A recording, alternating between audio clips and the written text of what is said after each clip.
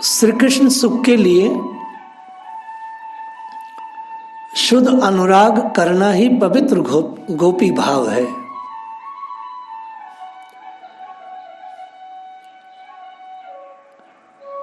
जब तक विषयों में मन रहता है तब तक तो भगवान का प्रेम पूर्वक निरंतर चिंतन हो ही नहीं सकता।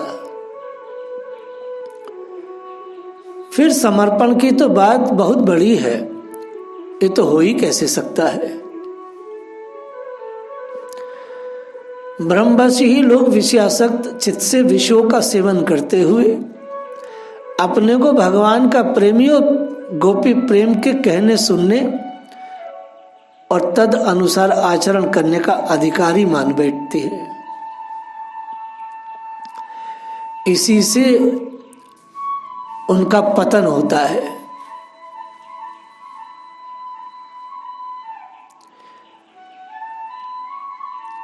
श्री कृष्ण सुख के लिए शुद्ध अनुराग करना यही गोपी भाव है। श्री कृष्ण प्रेमी नरक के भय की भी परवाह न करके प्रीतम भगवान का प्रिय कार्य करता है। इससे कोई यह ना समझे कि वह ऐसा दुष्कर्म भी करता है जिससे उसको नरक का भागी होना पड़े। बात यह है कि वह मोक्ष भोग या स्वर्ग नरक की बात को स्मरण ही नहीं करता, ये उसके मन में रहती ही नहीं है।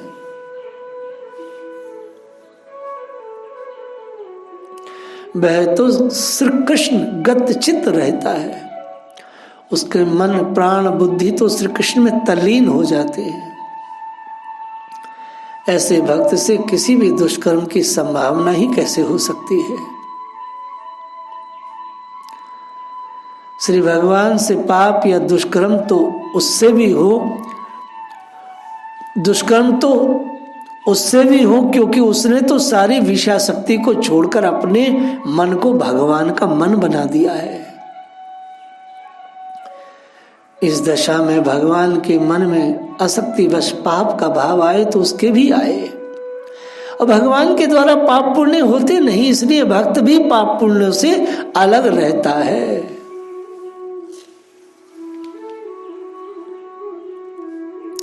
देखो, अमृत चाहे विष का काम कर दे, शीतल जल चाहे जगत को भस्म कर दे, परंतु श्री कृष्ण प्रेमी भक्त से दुष्ट कर्म कदापि न हो सकता। इसलिए गोपियों के कार्यों में पाप देखना हमारे चित्त की पापमय वृत्ति का ही फल है।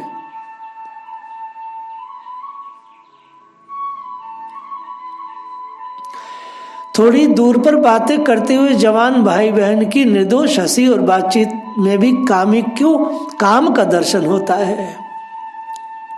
इसी प्रकार हम भी गोपी प्रेम में काम देखते हैं, वास्तव में वहां तो काम था ही नहीं।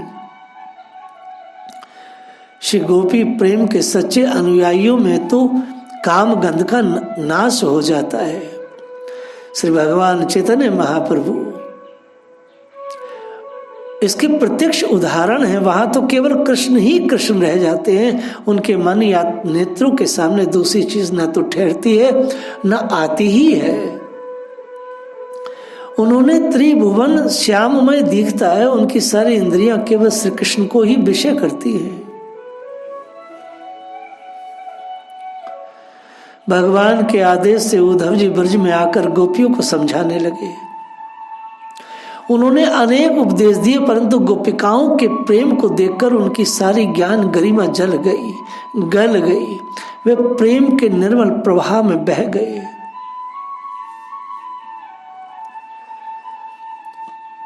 गोपियों ने कहा भी है, श्याम तन श्याम मन श्याम है हमारो धन, आठों जाम उदो हमें श्याम ही सुकाम है। उधो तुम भय बौरे पाती लेके आए दौरे, जोग कहाँ राखे यहाँ रोम रोम श्याम है। अरे यहाँ तो श्याम के सिवा और कुछ है ही नहीं, सारा हृदय तो उससे भरा है, रोम रोम में वही तो छाया है। सोते बैठते कभी साथ तो छोड़ता ही नहीं, फिर बताओ तुम्हारे ज्ञान और योग को हम रखे कहाँ। तुम ही बतलाओ क्या किया जाए, वह तो हृदय में गड़ गया है, रोम रोम में ऐसा अड़ गया है कि किसी तरह निकल ही नहीं पाता है। भीतर भी वही है और बाहर भी सर्वत्र वही है। अब कैसे निकसे वे ऊधो तिरछे आनी अड़े। महात्मा सूरदास जी ने बहुत सुंदर सुंदर गाया है। महात्मा, परम महात्मा सूरदास जी का ये महान दान ब्रज के भक्तों को ऐसा मिला है कि भागवत जी को तो महाराज परीक्षित ने एक प्रश्न करके रोक दिया यह सब प्रसंग, लेकिन महात्मा सूरदास जी ने उसको बहुत विस्तार दिया। ये महादान उन्हीं की कृपा से आज हम सबके पास है। उद्धव चकित हो गए। सबसे अधिक आश्चर्य तो उन्हें तब हुआ जब गोपी कृपा से उन्होंने गोपीनाथ को गोपियों के बीच सर्वत्र अपनी आंखों के सामने देखा। गावत गुण गोपाल फिरत कुंजन में फुलियो, छिन गोपिन के पग परे धन्य तुम्हारो ने। धाई धाई द्रुम भेटई उदो छाके प्रेम। उद्धव जी की विचित्र दशा हो गई है। आए थे ज्ञान देकर उनका ब्राह्मण बुझाने, गुरु बनकर उन्हें योग की दीक्षा देने, अब तो चेला बनकर पुकार उठे। उपदेशन आयो हो तो मोही भयो उपदेश। चेला बनते ही उन्होंने मथुरा का राजभेष त्याग कर गोपी पाद पंकज पराग गोपी का भेष धारण कर लिया और उसी भेष में वे भगवान के पास पहुंचे। इस समय उन्होंने ये होश नहीं था मैं यदुवंशी उद्धव हूं, मैं अपने को गोपियों के चरणों का चाकर समझते हैं।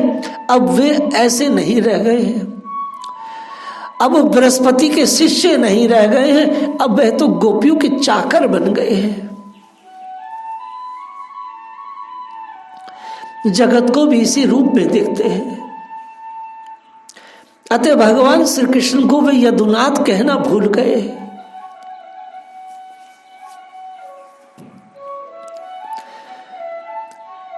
महात्मा सूर ने गाया, भगवान को उद्धव जी हमेशा यदुनाथ कहते, लेकिन अब तो वो भूल गए। गोपियों की रच को माथे लगाकर गोपी भेष धारण करके जो पहुंचे हैं, तो श्री कृष्ण को यदुनाथ नहीं कह रहे हैं, अब वो कह रहे हैं गोपीनाथ। भगवान को गोपीनाथ पुकारते हैं, गोपीनाथ पुकारने लगे। भूलियो जदुपति नाम कहो गोपाल गोसाई, एक बेर ब्रज जाहु देहु गोपिन दिखराई। उद्धव कहने लगे, हे गोपाल, हे गोपीनाथ, एक बार चलो ना ब्रज को, उस प्रेम लोक को छोड़कर यहां रूखी सूखी मथुरा में क्यों आके बस गए?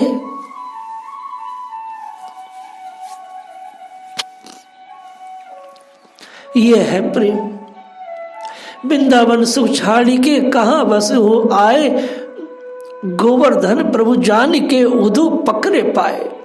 उधो ब्रज को प्रेम नेम बरनियो सब आई, उमक्यो नैने नीर बात कछु कही न चाहिए। उधर भगवान के पैर पकड़कर फुफकार मारकर रोने लगे। हे गोपीनाथ, हे गोपाल, मुंह से तो यदुनाथ अब खत्म हो गया, मुंह से निकल ही नहीं पा रहा है। श्री भगवान उद्धव की प्रेम विभलता को देख करके स्वयं भी प्रेम विभल होकर जमीन पर गिर पड़े और फिर दहाड़ मार कर रोने लगे। अपने पीतांबर से आंचू पोंछते हुए बोले, वाह, तुम तो खूब योग सिखा कर आए उद्धव। मैंने तो तुम्हें योग सिखाने भेजा था, लिख कर के दिया था।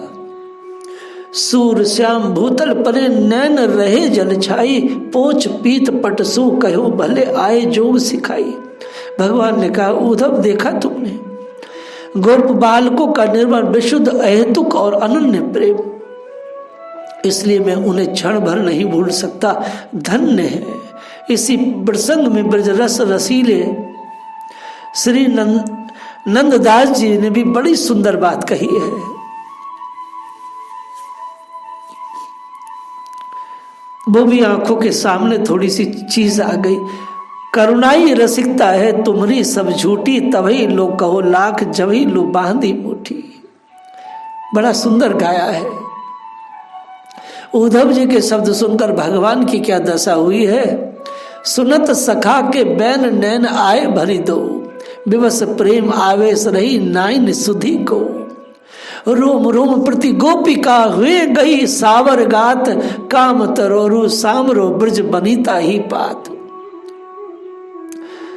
भगवान रो पड़े, गिर पड़े, बड़ी मुश्किल से सचेत हुए। इसके बाद ठाकुर जी ने अपना गोपी रूप दिखलाकर उद्धव का भ्रम दूर किया। ये तो शब्दों से किया जा सकने वाला वर्णन है, वास्तविक गोपी प्रेम तो इससे बहुत ऊंचा है। कुछ महानुभावों की धारणा है कि गोपियों का भगवान के प्रति वही प्रेम था जो कांता स्त्री का अपने स्वामी के प्रति होता है। कुछ सज्जन कहते हैं कि ये बात नहीं है, जैसे पर किया पराई स्त्री का प्रेम अपनी जार पति के लिए होता है, जार व्यक्ति के, वैसा प्रेम गोपियों का था।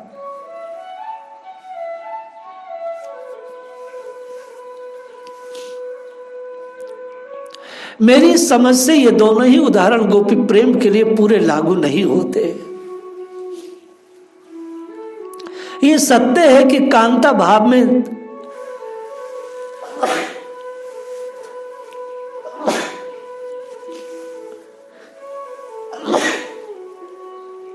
दास शांत दास से सख्य वात्सल्य चारों का समावेश हो जाता है। पतिव्रता स्त्री अपना नाम गोत्र जीवन धन धर्म सब कुछ पति को अर्पण कर प्रत्येक चेष्टा पति के लिए ही करती है और पति के संबंधियों की सेवा में शांत भाव, पति की सेवा में दास्य भाव, पति के साथ परामर्श करने में सख्य भाव और भोजन आदि कराने में वात्सल्य भाव रखती है तथा अपना शरीर मन सब भांति निसंकोच रूप से पति के अर्पण कर देती है। परंतु भगवान के प्रति गोपियों के समान केवल प्रेम मूर्ति शुद्ध भागवत जीवों का जो प्रेम होता है वह तो कुछ विलक्षण ही होता है।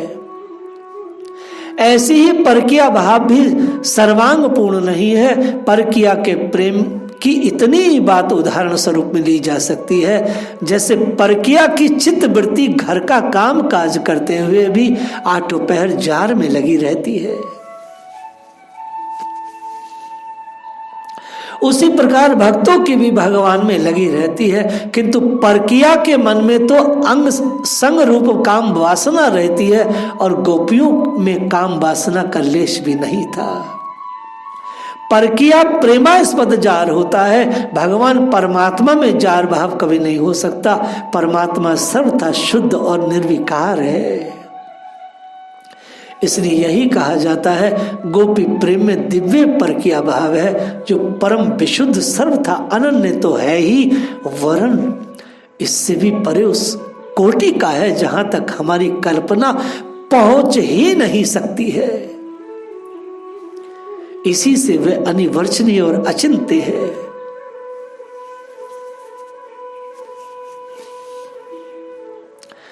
परकिया का सिर्फ इतना ही भाव लेना चाहिए कि चित्त वृत्ति घर के काम में लगी रहते हुए जार में रहती है,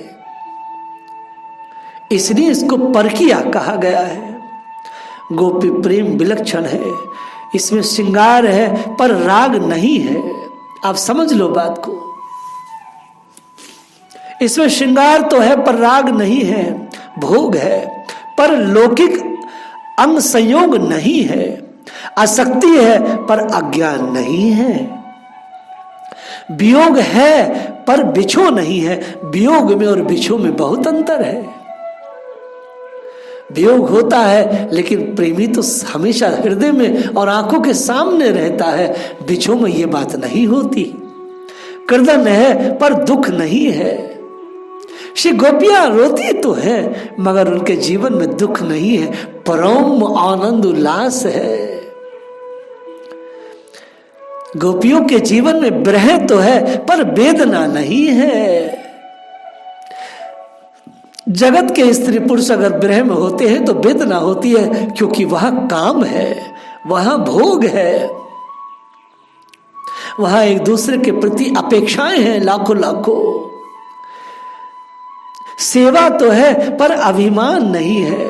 श्री गोपियों में मान है पर धैर्य नहीं है, त्याग है धैर्य नहीं है, त्याग है पर संन्यास नहीं है। गोपियों का जो त्याग है उसको संन्यास नहीं कह सकते। प्रलाप है पर बेहोशी नहीं है, ममता है पर मोह नहीं है, ममता मोह में अंतर है। श्री गोपियां अनुराग तो है पर कामना नहीं है, अनुराग और कामना में अंतर है। श्री गोपियों में तृप्ति है पर अनिच्छा नहीं है, अनिच्छा में और तृप्ति में अंतर है। सुख है पर स्पृहा नहीं है।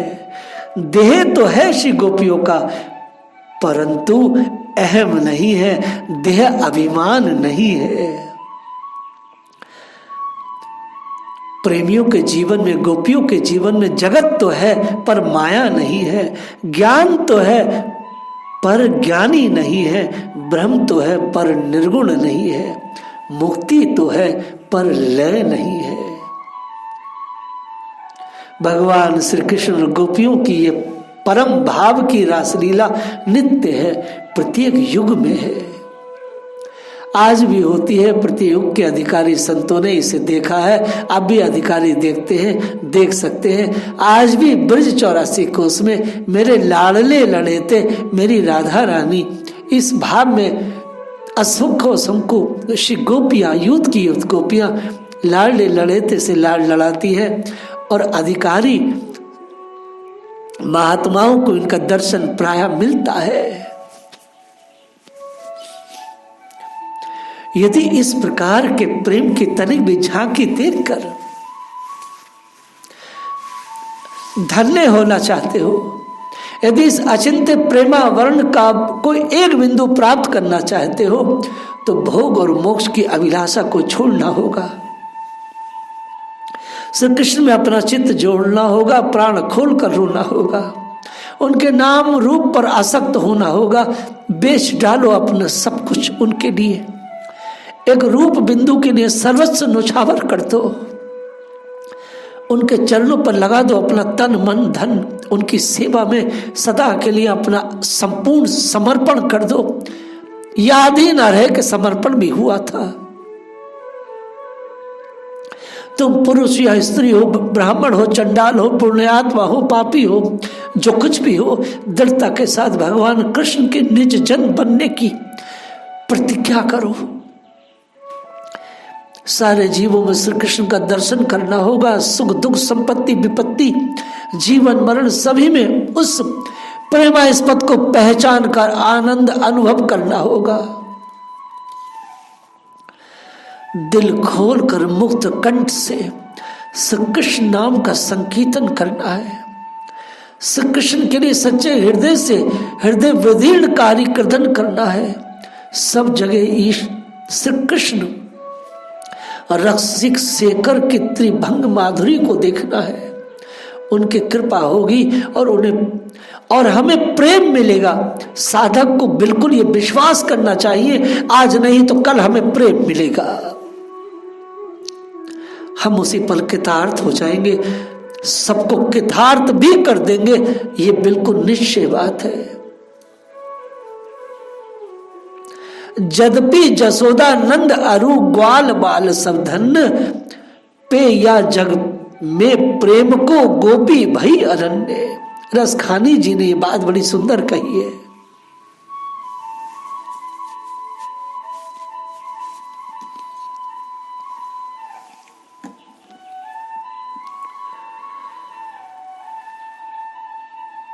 गोपी प्रेम पर कुछ भी कहना मेरे जैसे शरीर के व्यक्ति के लिए यह अनाधिकारी है। ये सारी वाणी तो अधिकारियों के मुख से निकलनी चाहिए, लेकिन गुरुजनों की महान कृपा है। गोपी प्रेम का तत्व वही प्रेमी भक्त जान सकता है जिसको भगवान की हिलादनी शक्ति, श्री राधिका रानी और आनंद तथा प्रेम के दिव्य समुद्र भगवान सच्चिदानंद घन श्री कृष्ण स्वयं कृपा पूर्वक जना दे तो वो जान सकता है, जानने वाला हो सकता है। अथवा कुछ लिख पढ़ सकता है, क्योंकि गोपी प्रेम का प्रकाश करने वाली भगवान की वृंदावन लीला सर्वथा अनिवर्चनीय है।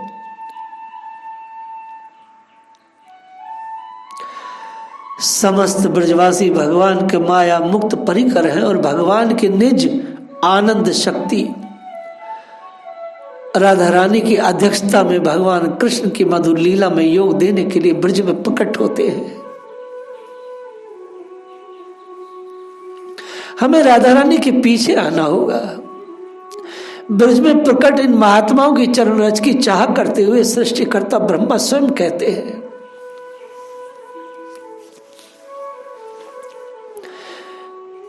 धरती के पहले जी ब्रह्मा ने इन ब्रज में रहने वाले महात्माओं की चरण रज की चाह करते हुए कहा है, तदस्तु में नाथ से परिभाग हो, भवेंत्र वनहंत्र तू वहा त्रिशाभा, यद पद रजहा। हे प्रभु, मुझे ऐसा महान सौभाग्य प्राप्त हो, मैं जन्म में अथवा किसी त्रियक योनि में जन्म लेकर आपके दासों में से कोई एक हो जाऊं। ये कौन व्यक्ति कह रहा है? जो भगवान का पुत्र है, भगवान के नाभि कमल से जिसका जन्म हुआ, भगवान के पहले पुत्र हैं श्री ब्रह्मा जी।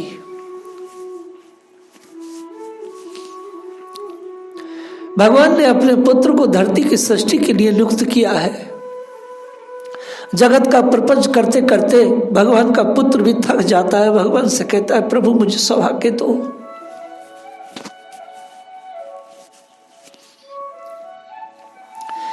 मानो भगवान पूछे, क्या सौभाग्य चाहिए? सीधे मुंह तो कह नहीं रहे कि मुझे कोई दास ये बना दो, वो कह रहे त्रियक योनि, छोटी से छोटी कीट पतंग की योनि, या कुछ भी आपके दासों में से कोई एक हो जाऊं जिससे आपके चरण कमलों की सेवा कर सकूं। आहो, नंद आदि ब्रजवासी धन्य हैं, इनके धन्य भाग हैं जिनके स्वर्ण परमात्मा रूप सनातन पूर्ण ब्रह्म स्वयं आप हैं। इस धरातल पर ब्रज में और उसमें भी गोकुल में किसी कीड़े मकोड़े की योनि पाना ही परम सौभाग्य होगा, जिससे कभी किसी ब्रजवासी के चरण रस से मस्तक को अभिषिक्त होने का सौभाग्य मिले। इस सृष्टि का सबसे श्रेष्ठ मनुष्य ये बात कह रहा है। जिन ब्रजवासियों के चरण धूलि को ब्रह्मा चाहते हैं, उनका कितना बड़ा महत्व है। ये ब्रजवासी गण मुक्ति के अधिकारी को ठुकरा कर उसके बहुत आगे बढ़ गए हैं। इस बात को स्वयं ब्रह्मा जी ने कहा है, भगवान मुक्ति तो कुचों में विष लगाकर मारने वाले आने वाली पूतना को भी आपने दे दी, इन प्रेमियों को आप वही देंगे, इनका तो आपको ऋणी बनकर ही रहना होगा। और भगवान ने स्वयं अपने श्रीमुख से ये कहा भी है, स्वीकार किया है। वो गोपियों से कहते भी हैं, हे प्रियाओ, तुमने घर की बड़ी कठिन बेड़ियों को तोड़कर मेरी सेवा की है। तुम्हारे साधु कार्यों का मैं देवताओं के समान आयु में भी यदि बदला चुकाना चाहूं तो चुका न सकूंगा। तुम ही यदि अपनी उदारता से मुझे उत्तीर्ण कर दो तो कर दो, नहीं तो मैं चुका ना पाऊंगा आपका ऋण। भगवान महा हार गए।